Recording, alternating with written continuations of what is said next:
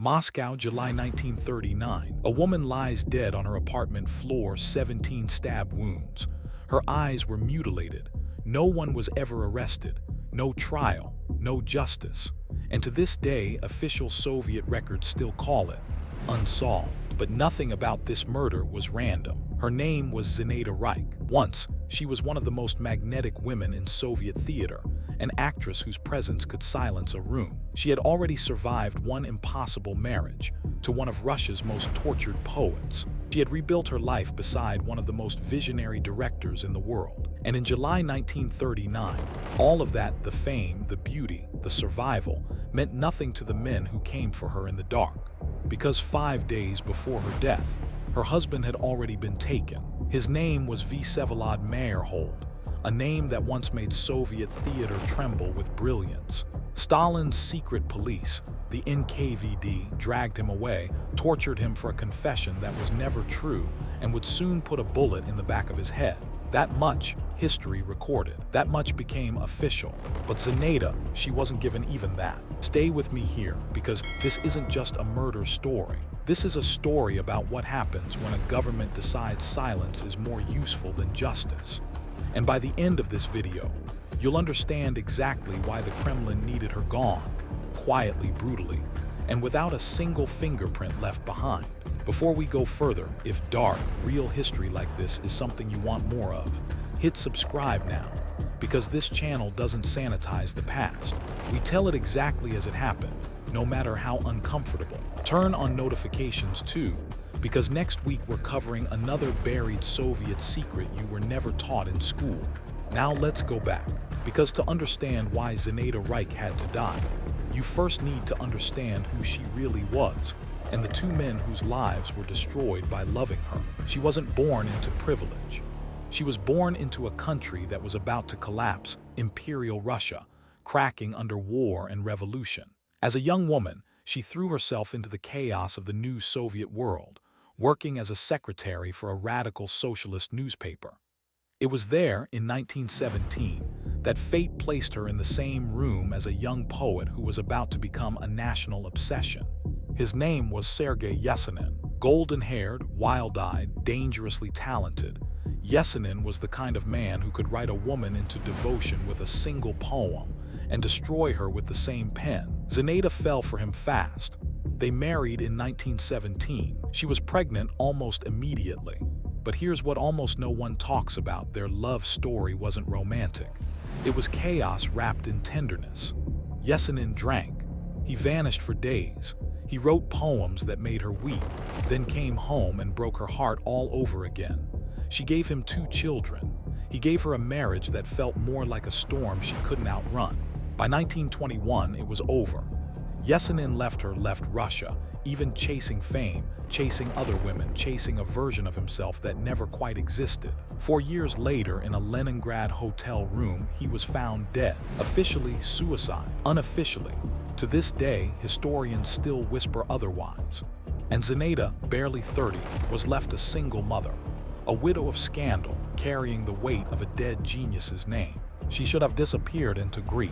Instead, she was about to fall in love with the one man capable of making her famous, and without either of them knowing it, sealing her fate 20 years early. By the mid-1920s, Zinaida Reich was no longer just Yesenin's widow.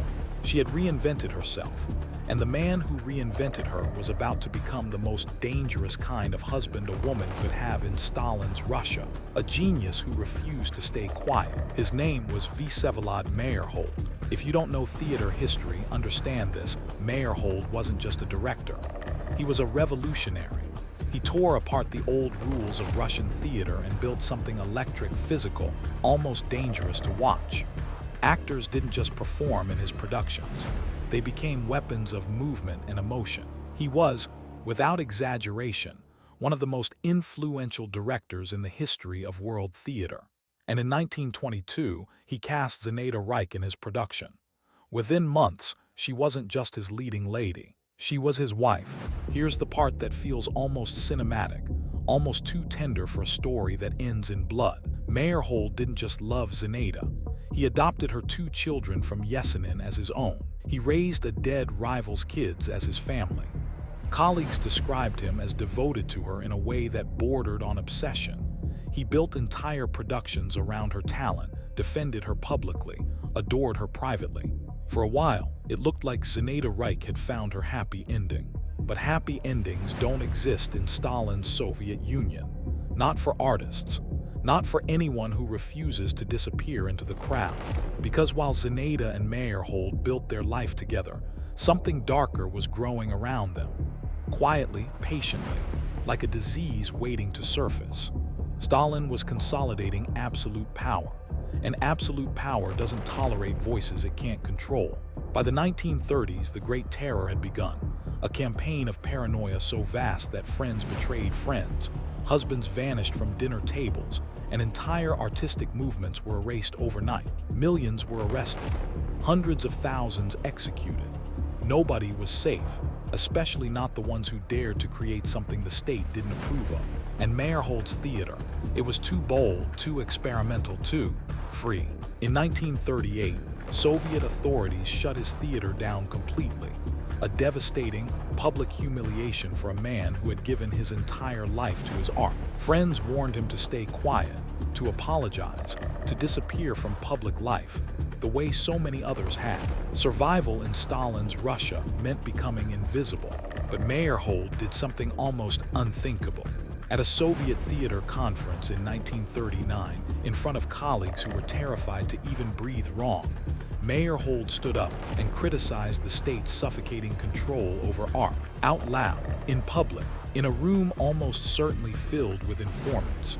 Zinaida begged him to be careful. She had already lost one husband to darkness she couldn't control.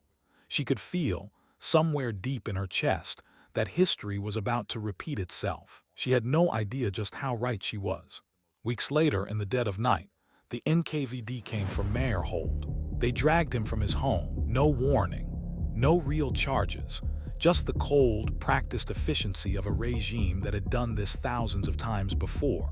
Zinaida stood in the doorway, watching the only man who had ever truly protected her disappear into a car that would take him toward unimaginable torture.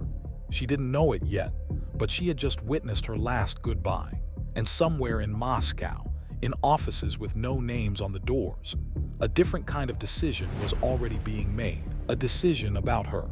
For 5 days, Zinaida Reich lived in a silence that must have felt unbearable. No word from her husband, no confirmation of where he was, what they were doing to him, or whether he was even still alive. In Stalin's Russia, that silence wasn't an accident, it was a weapon. The NKVD understood that uncertainty broke people faster than bad news ever could.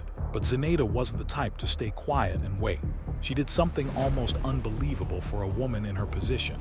She wrote directly to Stalin, a letter pleading for her husband's release, defending his loyalty to the Soviet state, insisting this had all been some terrible mistake. Historians who have studied this moment describe it as an act of desperate, almost reckless courage. Because writing to Stalin didn't just risk rejection, it put a target directly on her back.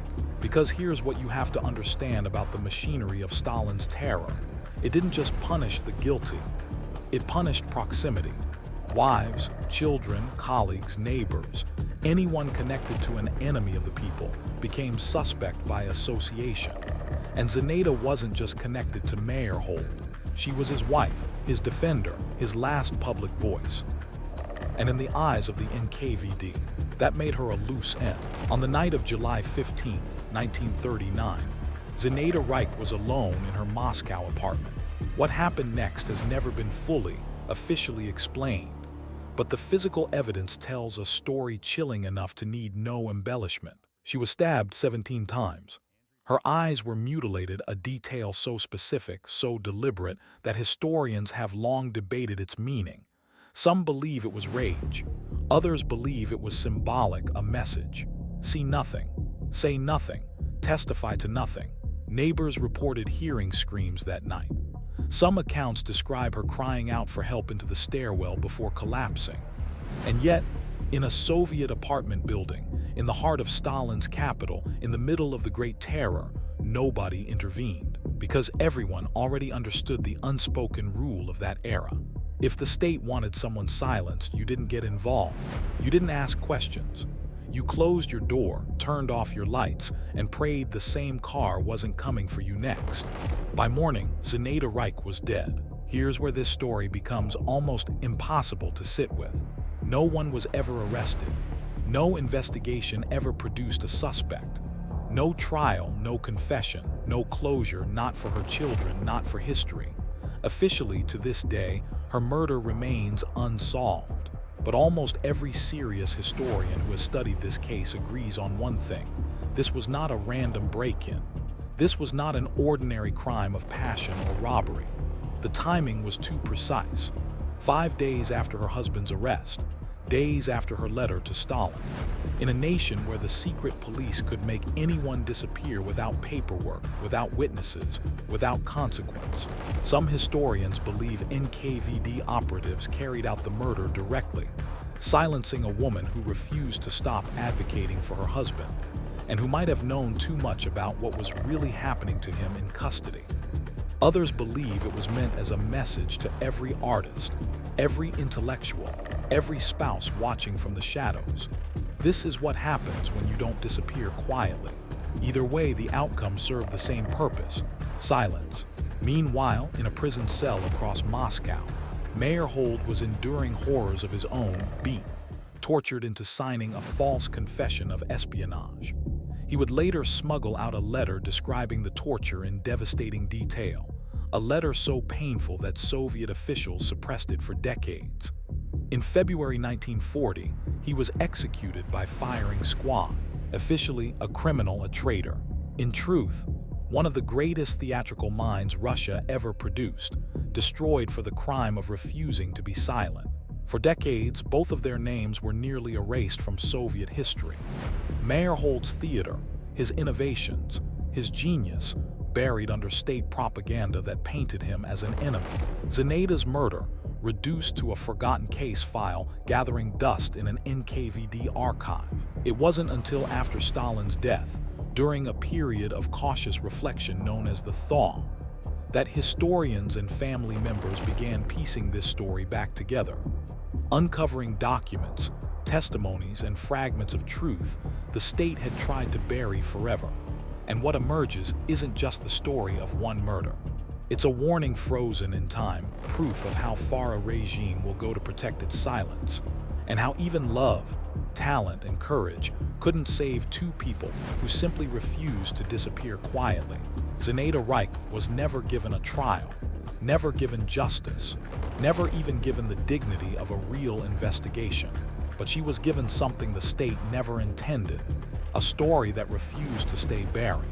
If this history moved you, hit subscribe, because next week, we're uncovering another Soviet secret Stalin tried to erase forever. And trust me, it's just as haunting as this one.